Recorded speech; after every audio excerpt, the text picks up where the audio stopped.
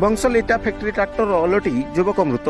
आज नवरंगपुर जिला अंतर्गत धोडराज पंचायत पिपालपदार ग्राम निकट में एक मर्मंत दुर्घटना घटी जड़े युवक मृत्युवरण करथिबा देखिବାକୁ मिलिछि। सूचना जोगी धोडरा पंचायत पिपालपदार रे थिबा बंसल इटा फैक्ट्री रो एक नंबर बिहन ट्राक्टर बाली आनिबाकू सान भीमगुड़ा अभिमुखे जिबा समय रे पिपालपदार ठारू किछि दूर परे ट्राक्टरटी भारसाम्य हराई एक जमी तलकू ओलटी पड़िथिला। यहाँ पर ट्राक्टर रे बसिबा 3 जण श्रमिक छिटिकी पड़ी जमी भितर पड़ जाइथिले। सेमानक मध्यरु जणे श्रमिक सोमान खाती उपरे ट्राक्टर ट्रलीटी ओलटी पड़िथिबारु युवकक घटनास्थल रे ही मृत्यु होई जाइथिबा बेले अन्य 2 जण श्रमिक और ड्राइवर घटनास्थल फेरार होई जाइथिबा सूचना मिलिछि।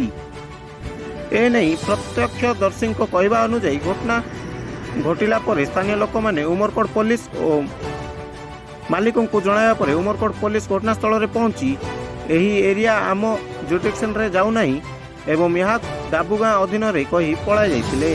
या पर बहुत समय अपेक्षा करी मृतक परिवार गाड़ी मालिक कौनसी उत्तर देई नथिबा सूचना दैछंती। परिवार लोकों को कहवा अनुसार परिवार एकमात्र रोजगारिया पुओ थिबा बेले एबे एही परिवार अत्यंत गरीब होइथिबा बेले परिवार चलाचल और पुत्रर अंतिम संस्कार पाई सरकार और मालिकों भरोसा अपेक्षा। ए नहीं संस्कारी पुलिस पक्षरु किछि प्रतिक्रिया मिली पारि नाही। नवरंगपुर जिला प्रतिनिधि सरदार जयलंग रिपोर्ट NNC भारत।